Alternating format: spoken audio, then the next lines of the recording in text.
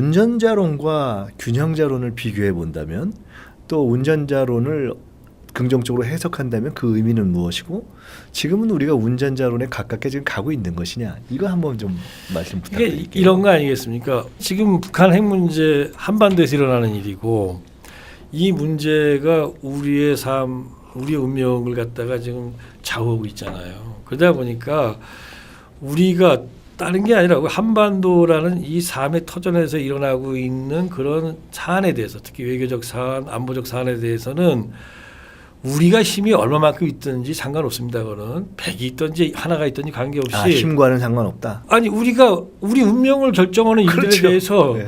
우리가 역할을 해야 되는 건 당연한 거잖아요. 네. 아니 우리가 그럼 힘이 없다고 역할 안 합니까? 그렇죠. 힘이 있건 없건 역할을 하려고 노력을 해야 되는 거죠. 왜? 우리 일이기 때문에. 기름이 많이 들었건 적게 들었건 내 차니까. 상관없습니다. 내 차니까. 예. 그리고 그걸 하니까 그러다 보니까 적극적으로 역할을 해야 된다.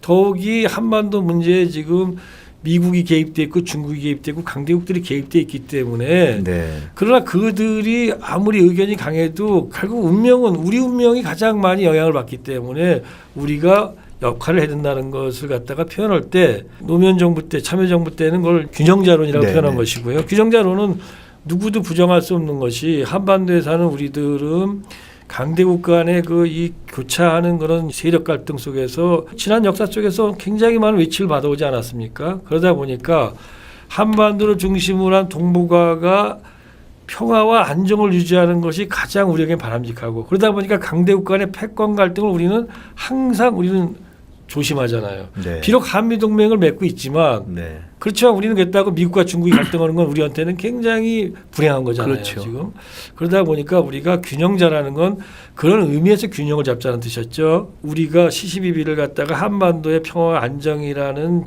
기준을 갖고 나라와 나라 사이에 대해서 얘기할 건 해보자는 거였잖아요. 그걸 갖다가 이제 문재인 대통령은 운전자론을 표현한 거죠.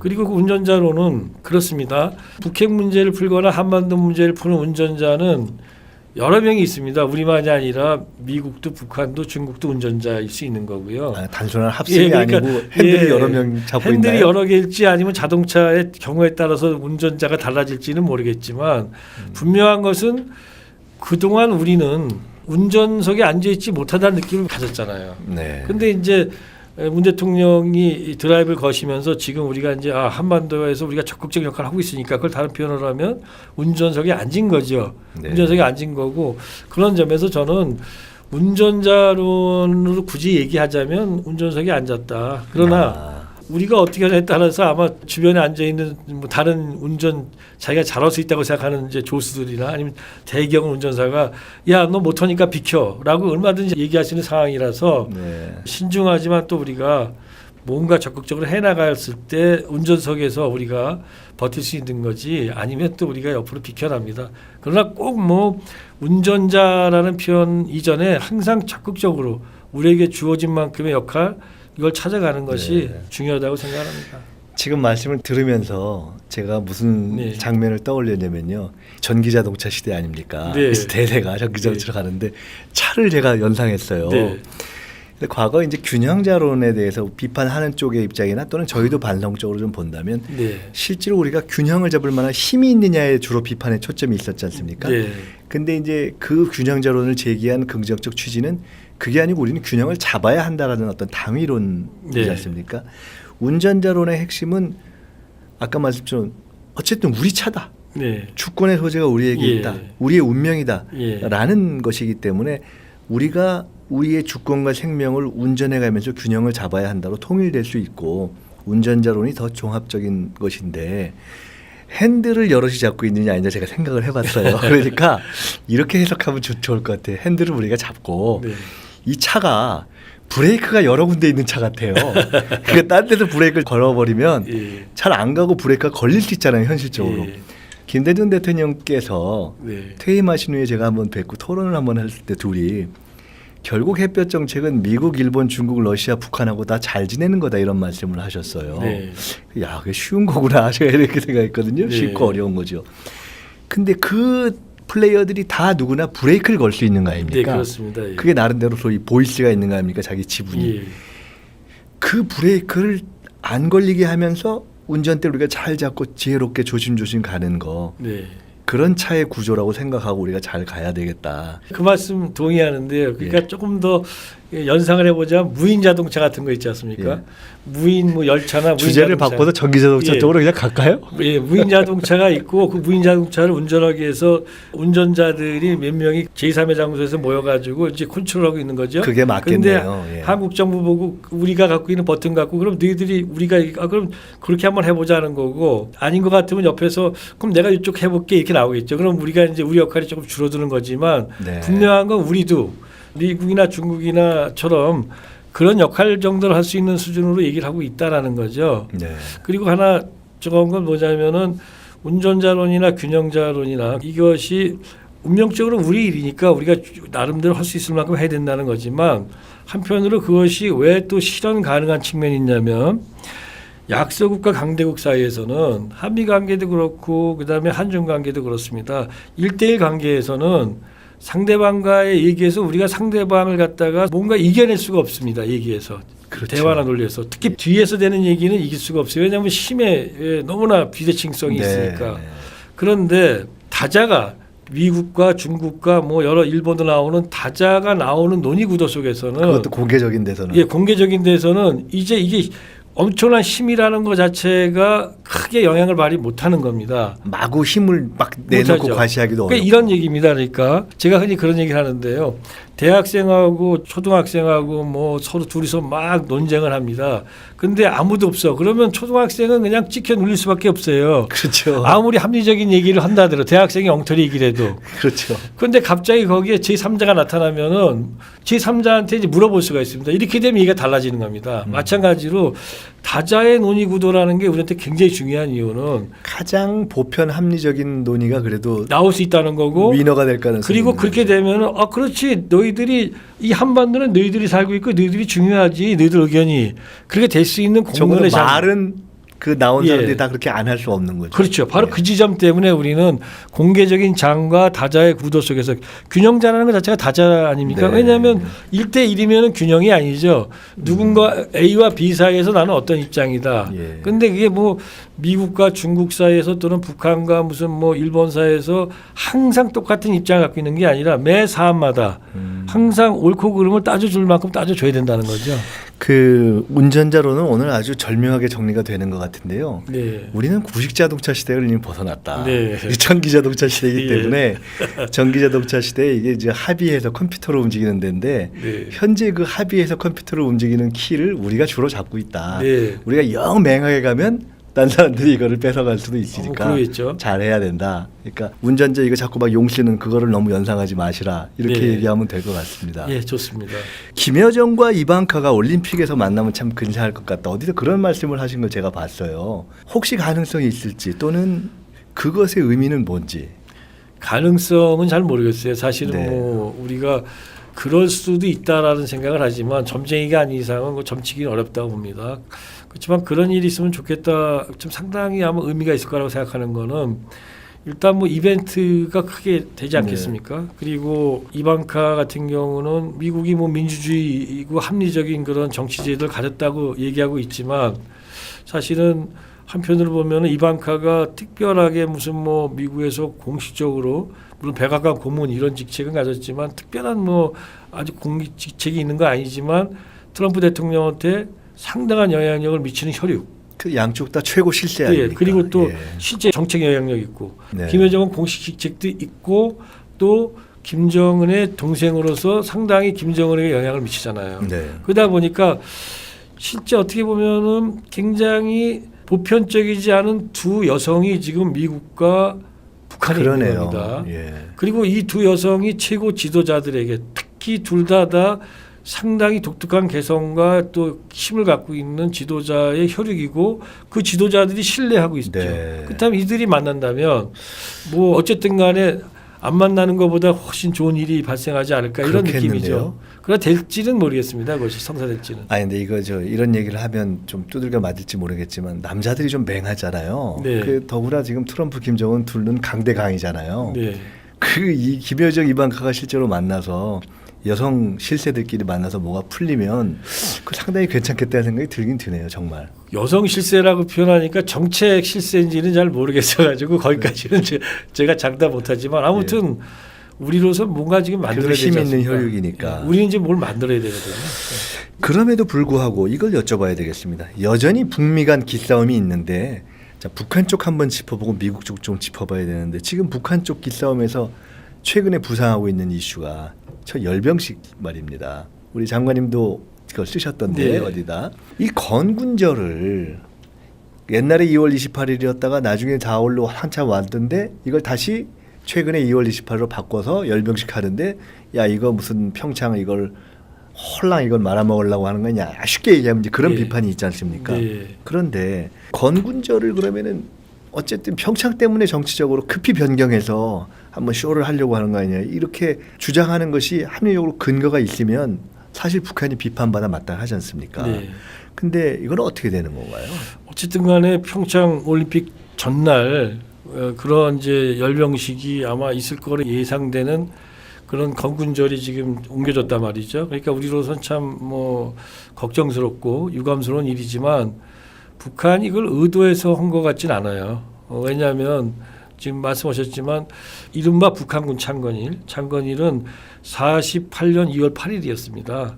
그런데 78년에 이르러서 이제 그걸 갖다가 김일성이 이제 항일 빨치산을 하면서 조그만 이제 청년들끼리 모여가지고 이른바 반일 유격대라는 거를 1932년 4월 25일 날 지금 이제 중국의 연변 조선족 자치주 안도현이라는 데 가면은 소사라는 조그만 마을이 있어요. 골짜기에 있고 거기에서 이제 그걸 만들었는데 그래서 그 날을 이른바 조선인민혁명군 창건일이다 그러면서 바로 요 날이 북한군이 정규 무력이 48년에 됐지만 바로 이때부터 조선인민군이 있었다라고 하면서 창군기념일을 옮겨갔는데 그래서 계속 창군기념일이 4월 25일이었습니다. 근데 2015년 이제 김정은 정권 들어와서 좀 있다가 2월 8일 날 그러니까 정규 군이 그 이제 창건된 그날을 다시 기념하기 시작하는 거예요. 그건 올해가 아니고 몇 해 전인가요? 2015년부터였습니다. 벌써 한 그러면서 2년 3년 전부터 정규적 혁명 무력을 건설한 날이다 이래서 그러더니 이제 올해가 70주년이잖아요. 그러니까 48년부터 따지면 그래서 올해 이걸 갖다가 아예 창군기념일을 다시 4월 25일에서 48년 2월 8일로 옮기면서 건군절이라고 해가지고 이제 이걸 붙였어요. 근데 이거는 북한이 어떤 의도를 가진 건 아니라고 봅니다. 결과적으로는 어떻게 우리한테 그런 유쾌하지 않은 일이 되더라도 근데 문제는 한편으로 이 부분이 북한의 지도자 김정은이 그럼 왜 옮겼을까 날짜를 이게 사실은 우리한테 주는 시사가 많다는 거죠. 거기서는 옮긴 것은 올해가 아닌 2015년에 왜 옮겼을까? 그리고 이제 공식적으로 날짜를 아직 아예 건군절로 못 받고 한 거는 이제 올해죠. 네네. 그건 아마 70주년을 기념하기 위해서 그랬을 것 같은데. 그러나 하여간 날 자체로 옮긴 것은 이미 몇 해 전입니다. 물론 2015년부터 옮겼습니다. 근데 그럼 다시 창군기념일을 굳이 78년으로 옮긴 걸 지금 다시 옮겼을까? 그거는 사실은 이른바 북한의 조선인민군이 창건된 날은 실체적인 사실로는 1948년 2월 8일이잖아요. 그걸 이른바 이제 주관주의에서 억지로 혁명 역사하면서 김일성 개인 숭배하면서 항일 시기 다시 말하면 32년을 끌어 소급했던 거 아니에요. 그거는 그만큼 국가 운영이 굉장히 주관주의주의를 흘렀다는 거잖아요. 거의 수령론으로. 수령론에 대해서. 그러니까 그건 어떻게 보면은 왜냐하면 북한에서는 주체 사상이 김일성주의가 되면서 이른바 주체 사관이라는 게 나옵니다. 그렇죠. 주체 사관은 뭐냐면 인민대중은 역사 발전의 주체다. 그런데 그거는 수령의 지도를 받는 인민만이 참다운 역사의 주체다라고 얘기하면서 이 인민대중이 수령의 지도를 받는 걸 김일성 때부터 가잖아요. 그러다 보니까 항일 시기로 자기들의 역사를 다 끌어올린 거예요. 올렸는데 이거 갖다 김정은이 볼 때는 아마 제가 볼 때 뭐 북한 사람들한테 물어보진 않았지만 이거가 합리적이지 않다가 봤겠죠. 근데 이거는 신성 불가침의 영역이죠. 왜? 혁명 전통이니까. 그러니까 이거는 누구도 건들지 못합니다. 그걸 건드린 거예요. 그걸 이제 김정은만이 건들 수 있는 거죠. 김정은 이걸 갖다가 이제 많은 북한은 왜 옮겼는지에 대한 이유를 설명하지 않습니다만은 결과적으로 북한 김정은이가 지금 정상 국가로 나아가는 일련의 과정 속에서 그런 생각을 하는 거 아닌가. 그래서 사실은 제가 이제 뭐 어느 칼럼에도 그런 얘기를 했습니다. 네. 김정은이가 열병식을 하고 이러니까 2월 8일이 굉장히 김정은의 호전성을 부각시키고 있지만 네. 사실 그 이면에서 김정은이 날짜를 갖다가 옮겨 그 배경에는 실용주의적인 그의 스타일이 작용하고 있다. 굉장히 아이러니하죠. 근데 그건 사실 우리가 앞으로 북한 사회의 변화, 북한 정권의 움직임과 관련해서 중요한 시사점이다 이렇게 볼 수 있습니다. 이렇게 생각해 볼 수 있겠네요.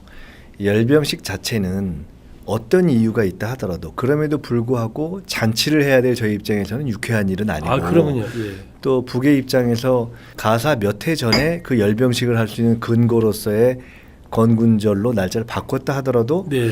꼭 그때 안 해줬으면 우리로서는 좋은 것이고 일단 저는 그렇다고 네. 봅니다. 근데 그것과는 별도로 그 근거로서의 저희 군 창립 기념일 우리나라를 보면 국군의 날 같은 그 날짜를 원래는 자기 인민공화국 군대 창건일이었다가 네. 김일성이 자기 무력, 그러니까 자기가 네. 주도하는 그 유격대를 예. 만든 것으로 바꿨었는데 바꿨다. 예. 그걸 다시 김정은이 몇 해 전에 바꿨고 네. 그것은 사실은 김정은이 아니면 손대기 어려운 그렇습니다. 예. 논리적으로는 상당히 주체사상이나 수령론이나 주체사관에 대한 일정한 도전일 수 있는 예. 정상국가화로 예. 해석할 수도 있다. 네. 해석 자체는 그게 상당히 객관적이가 않네요. 뭐 그게 열병식 문제는 별도로. 그렇습니다. 연구자들 입장에서 그렇게 해석할 수 있는데요. 예.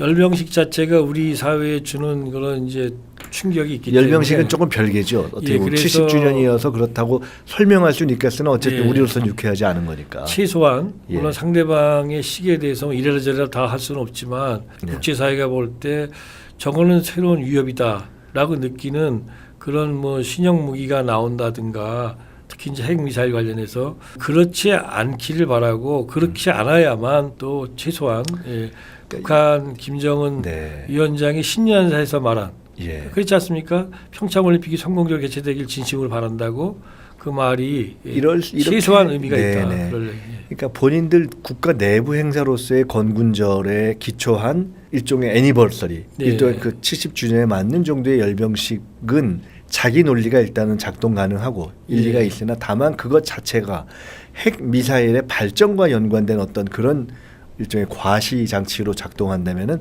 그건 상당히 우려점이 있다. 그건 안 뭐, 그렇게 되길 예. 바라는 것이고. 아마 북한의 관성대로 한다면 네. 당연히 새로운 그런 무기 체계를 내놓으려고 할 겁니다. 네. 그러나 그것은 정말 정치적으로 예, 지혜롭지 않은 거죠. 정치 그리고 김정은 위원장이 정말 네. 자신이 신년사에서 밝힌 것처럼 진심으로 평창을 예, 축하한다면 그것도 안 하는 것이 그렇습니다. 맞고. 남북관계 예. 발전을 위해서 그렇고 그렇게 상당히 생각합니다. 그 부분을 조금 이렇게 좁혀서 이렇게 대목대목 나눠 보니까 이해도 되는 것 같습니다. 예. 근데 또 하나 야 이건 좀 그렇지 않아 싶은 것이 아무리 또 이유가 있다든 치더라도 갑자기 또 이제 금강산 공연을 취소했잖아요. 네.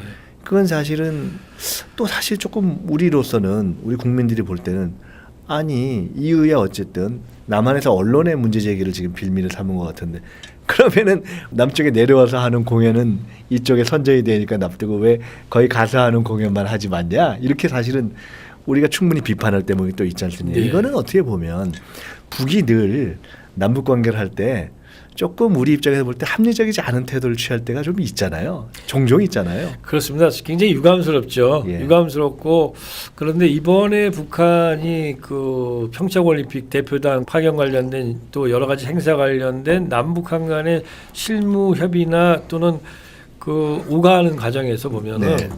과거에 비하면 상당히 실무적이고 실용적인 태도를 많이 취했어요. 그러니까 뭐 별 잡음을 일으키지 않으려고 상당히 자기들도 애를 쓰는 모습이 보였죠. 그러다 보니까 거의 잡음이 없는데 네. 현송월 단장 내려올 때 하루를 갖다가 예, 예. 무단으로 이제 연기시킨 거 이제 그런 것들 그다음에 이번에 금강산 관광 예. 그 취소인데 굉장히 유감스럽습니다. 그리고 그런 일이 있어서는 안 되는데 다만 북한이 이제 아마 공식적으로 왜 그렇다는 얘기는 하지 않았지만 뭐 이미 보도에 나온 것처럼 국내 언론에서 자기들의 의도 그러니까 이제 평창올림픽 파견하고 대표단 오고 이러는 것들을 갖다가 굉장히 이제 폄훼한다. 그러니까 이제 비판하고 자기들의 이런 진심과는 거 굉장히 별도로. 기분이 나쁘다 이런 얘기를 예. 했다라는데 노동신문을 최근에 보면은 예. 노동신문에서 계속 이번 그 대남 관계에서 얘기하는 게 뭐냐면은 이제 언론들이 이제 일부 언론들이 너무 이제 자기들을 악의적으로 평가하고 그다음에 뭐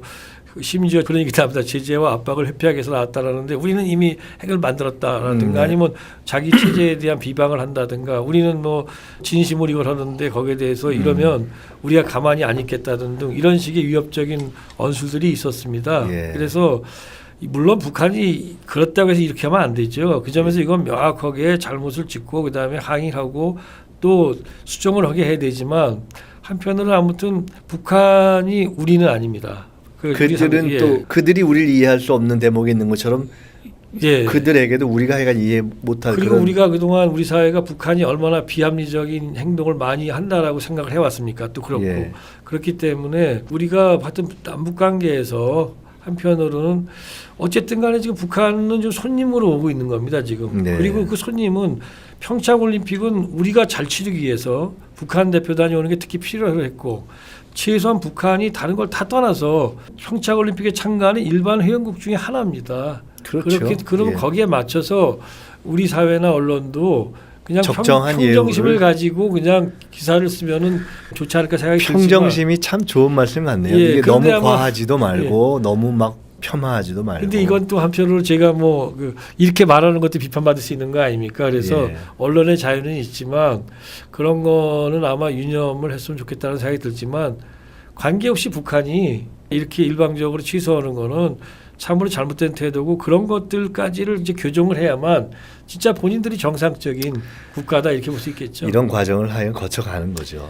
예. 사실은 전문가 입장에서 보면은 이 과정을 거치는 겁니다. 과거보다는 지금이 훨씬 비합리적 행태가 적어지는 과정들이 있는데 그러나 절대적 기준을 가지고 보는 그럴 수밖에 없는 국민이나 언론이 저희 보면 상식에서 볼 때 예, 좀 여전히 문제가 있는 예. 거죠. 예, 그러니까 북한 대목을 지켜본 것이고 네. 미국 쪽을 한번 보겠습니다. 이 양쪽의 어떤 이 기싸움에 있어서 미국에서는 오케이, 자 평창에서 대화하는 건 좋다.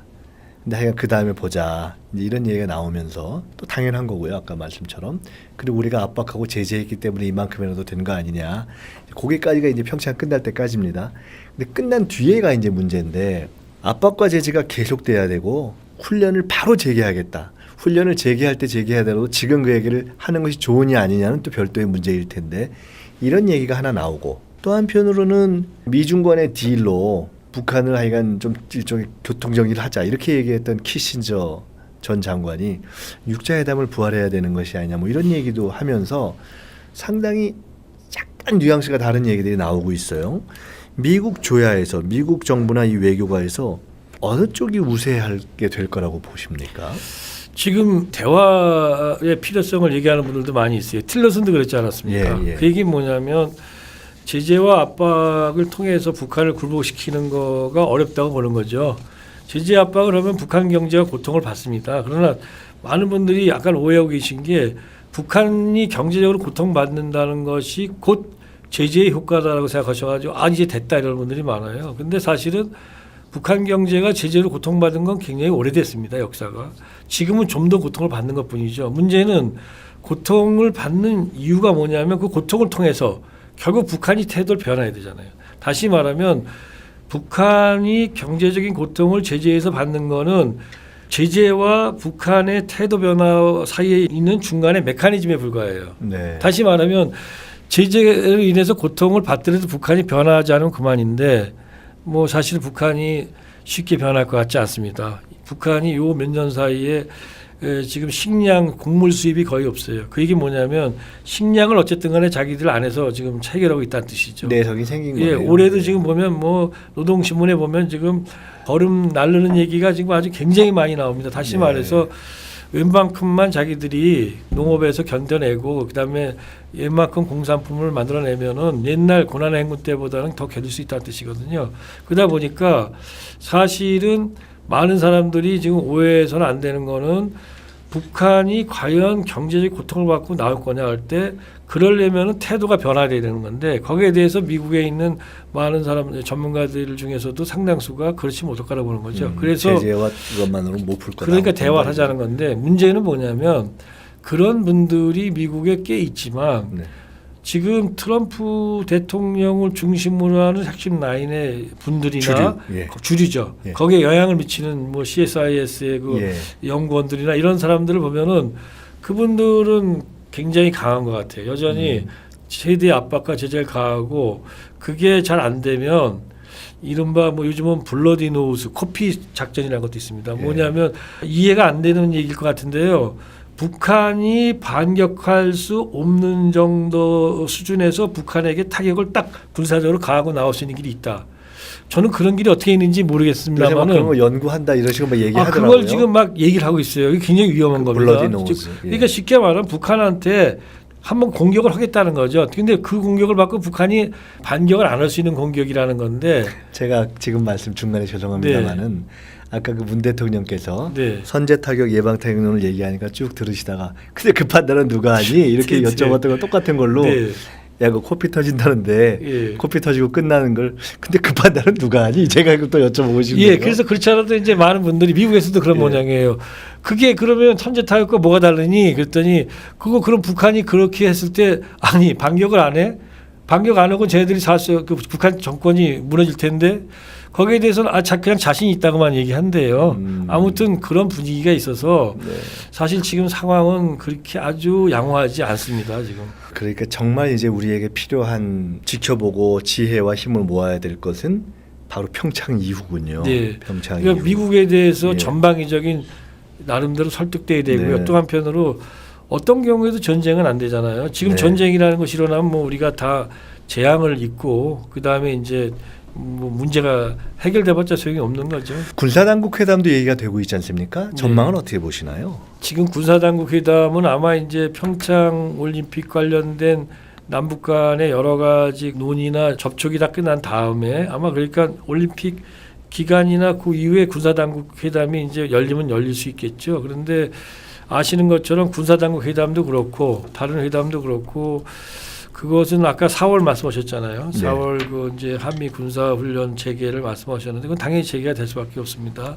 그래서 그 시기까지 북한 핵 문제가 어느 정도로 그래도 나름대로 뭔가 이렇게 진전될 수 있는 실마리를 잡을 건지 이 여부에 따라서 향방이 결정될 것 같아요. 그러니까 당연히 군사 당국 회담을 열면 그 다음에는 뭐 한미 군사훈련 연습 얘기가 나올 수밖에 없는 거 아니겠습니까? 그러다 보니까 지금 군사 당국 회담이건 다른 일반 남북 관계 개선과 관련된 다양한 회담들이 우리가 지혜를 발휘해서 해 나가지만 아마 평창 이후는 남북 관계만이 아니라 북핵 문제에서 그 뭔가가 조금 열리는 뭔가 그럴 수 있는 가닥들을 뭔가 잡았을 때 이것이 순조롭게 갈 수 있지 그렇지 않으면 조금 삐걱거리지 않을까 생각하고 있습니다. 일각에서는 이번에 이제 한미 군사 합동 훈련을 잠정 중단한 끝에 사실상 암묵적으로 북에서 기대하고 요구하는 한 9월 정도까지 이렇게 좀 미루면서 그 사이에 조금 실마리를 풀어보면 어떠냐라는 얘기를 하는 분들도 있습니다만은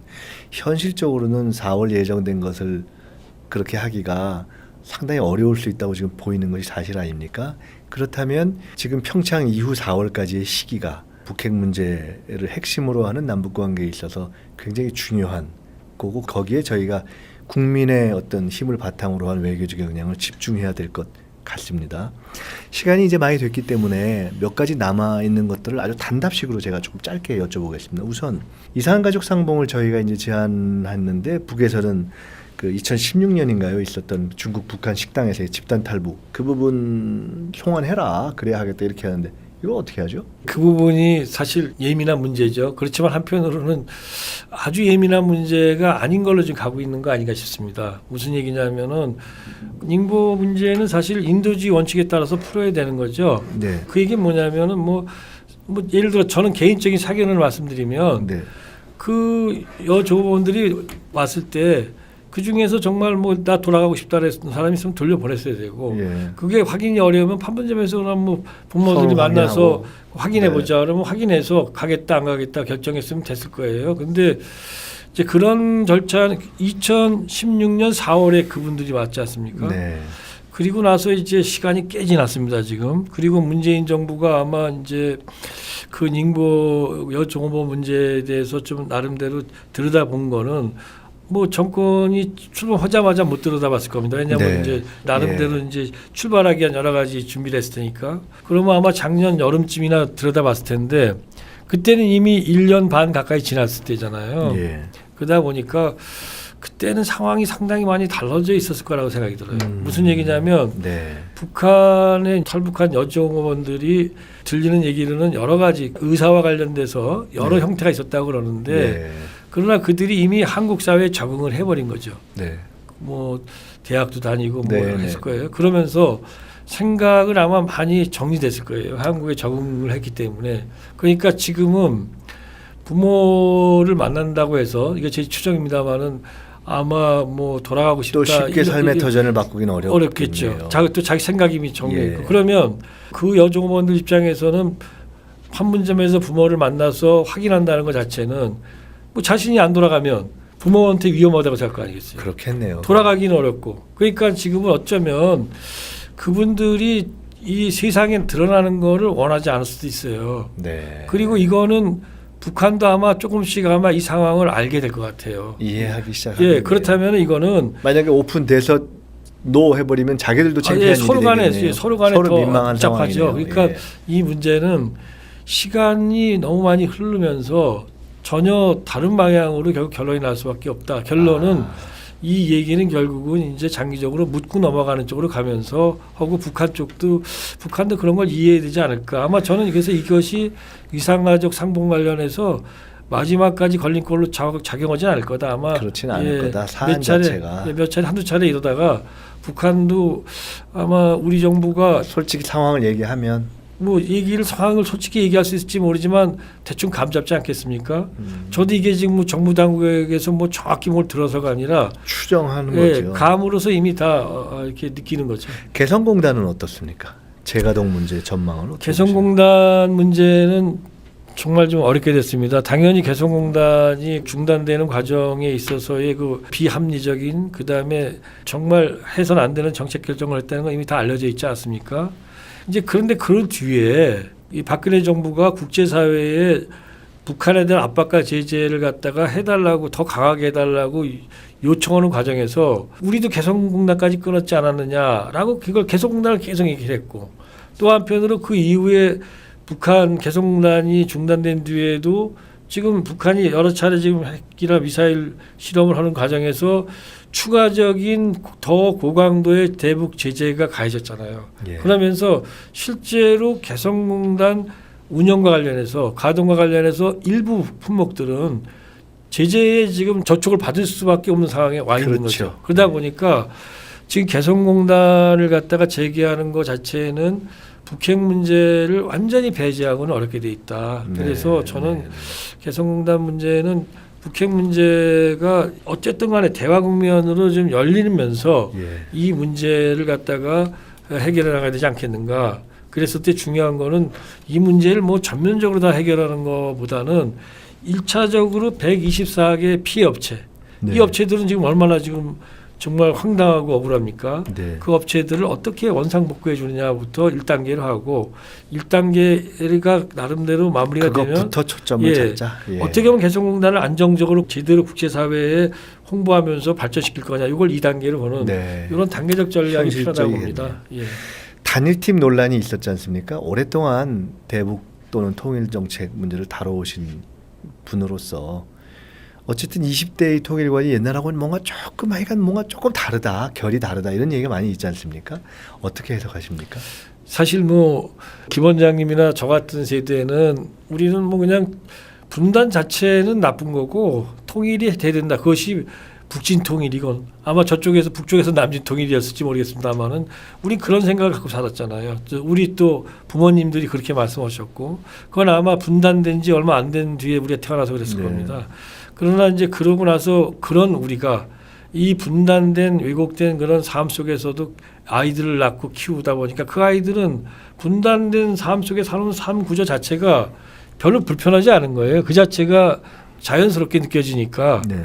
또 북한에 대해서도 지난 뭐 특히 이제 박근혜 이명박 정부 시절에 남북 대결이 더 심했고 북한의 또 핵미사일 도발이 계속되면서 혐오증이 엄청나게 많아졌죠. 그러다 보니까 북한은 내가 아닌 타자인 것이고 그다음에 귀찮은 존재가 돼버린 거 아닌가. 그래서 저는 그런 생각을 해요. 일단은 우리가 남북 협력이나 통일을 통해서 무엇을 얻을 것인가를 잘 설명하고 젊은 세대에게 남북 관계가 우리의 미래의 먹거리라는 걸 설명해 주는 이런 것도 하나 필요한데 또 하나는 뭐냐면 젊은 세대의 가치관.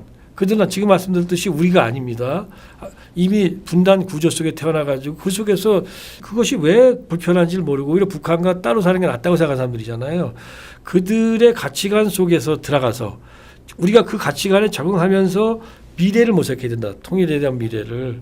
그런 점에서 적응과 극복. 그러니까 새로운 20대, 30대 세대에 대해서 무조건 극복하자. 그래도 지금 통일을 위해서는 그게 아니다라고 얘기할 것이 아니라 그들 가치관 속에 들어가서 통일을 얘기하고 남북협력을 얘기한다면 조금 해법이 있지 않을까. 제가 말씀 듣다가 어떤 생각이 드냐면은 김대중 대통령 남북 정상회담을 했을 때 6.15 때 쟁점이 됐던 우리 사회의 쟁점이 됐던 조항 하나가 낮은 단계의 연방제와 네. 국가연합제 사이의 공통점을 네. 찾아서라는 대목 아니었습니까? 네. 통일을 지향하되 현실적으로 굉장히 장기 평화 공존으로 네. 갈 수밖에 없다는 것을 양쪽의 언어로 표현한 그 조항이었지 않습니까? 네. 그 이후에 아마 그때 언젠가 한번 뵀던 것 같아요. 그때 제가 네. 어떤 질문을 드렸었냐면 그때는 장관 되시기 전이었습니다. 네. 결국 우리가 장기 평화 공존 그때 아마 김정일 위원장이 김대중 대통령을 만난 이후에 현실적으로는 김대중 대통령이 통일의 문제 국가연합 낮은 단계 연방제를 제기하니까 김정일 위원장이 그렇게 빨리 안 될 겁니다 이러면서 한 30년은 걸릴 겁니다 라고 얘기를 했다는 나중에 그 뒤에 얘기가 나왔었어요. 네. 그러면서 서로 그렇게 생각하고 있으니 정말 장기 평화 공존의 문제가 더 중요해지지 않는가. 국가연합 형태로서 상당 기간 가는 것이 중요하지 않는가. 우리가 이론적으로도 좀 진화해야 되지 않는가라는 고민 내지 문제 제기를 제가 한번 드렸던 적이 있어요. 예. 기억 아마 못하실 가능성이 있습니다. 그런데 우리가 평화 공존으로서의 통일도 많이 얘기하지 않습니까? 네. 근데 뭐 그런 이론을 떠나서 지금 아까 말씀하신 이 변화한 20대나 30대의 가치관을 많이 우리가 수용하면서 진화적으로 생각해봐야 된다라는 것은 네. 어쨌든 통일이 됐건 공존이 됐건 평화가 됐건 장기적으로 평화 공존할 수 있는 그 무엇의 틀, 네. 그 이름을 우리가 무엇으로 부르든지 간에 네. 뭐 통일이든 뭐든 또는 과정을 부르든지 간에 그것을 잘 연구하고 그것을 정착시키는 것이 하여간 우리가 분단 직후의 상황보다는 네. 훨씬 더 중요해지는 시기로 가고 있다 이렇게 볼 수.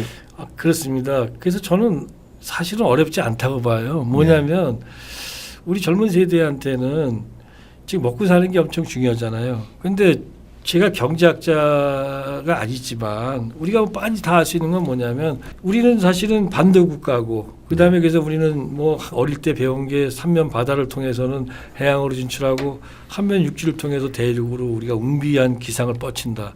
우리는 기만민족이고 육지에서 왔습니다. 그럼에도 불구하고 오로지 삼면 바다만을 가지고 우리가 대한민국을 건설했어요. 사실은 경제적으로 보면은 한면 육지는 완전 봉쇄됐지 않습니까? 그렇죠. 그 육지를 튼다면 우리의 미래, 우리의 경제적 미래는 어떻게 될 것인가? 이건 뭐 더욱이 개성공단에서 그 시너지 효과를 봤잖아요. 그리고 중국 대륙으로 시베리아로 물류가 이동됐을 때 어떤 일이 발생할 것인가? 그래서 우리 젊은 세대에게 있어서 통일은 통일 이전에 지금 당장의 남북 협력은 어떻게 먹거리가 되는지를 설명이 좀 되거든요. 많은 사람들이 통일이 되면은 너무나 많은 비용이 든다고 얘기를 해요. 근데 그거 너무 어처구니없는 일입니다. 네. 왜냐하면 여기서 북한에게 예를 들어서 인프라를 깔아준다고 서울에서 신의주 거쳐서 중국의 단동까지 가는 고속철을 깐다. 지금 북한의 중국은 압록강변에 있는 국경도시 단동까지 지금 고속철이 나와 있거든요. 네. 그래서 만약에 서울에서 신의주까지 그 고속철을 깔면은 북한도 도움되지만 한국 경제는 어마어마한 경제 효과를 얻는 거예요. 다시 말해서 이 지금 통일 비용이라고 얘기하는 것들 중에서 실제 우리가 그냥 내는 비용은 거의 없고 다 한국 경제에 다 도움되는 거고 그 자체가 우리 젊은이들의 일자리와 다 연결돼 있거든요. 네. 그래서 저는 남북 협력이 우리의 먹거리다. 더욱이 북한이 핵 때문에 지금 우리가 지금 싫어하지만 옛날에는 개방을 안 했는데 지금은 김정은은 다 개방했어요. 우리만 들어가면 할 수 있다는 거죠. 그러니까 지금은 북한을 지원해 줄 필요가 없어요. 북한도 이익되고 우리도 이익되는 걸 찾아가면 되는 거거든요. 옛날식의 지원, 일반적 아닙니다. 지원이 아닌가요? 그래서 바로 그런 소위 그 남북 협력이 우리의 먹거리라는 점을 젊은이들에게 하나하나 보여주면 오늘 이렇게 뵈니까 너무 좋고요.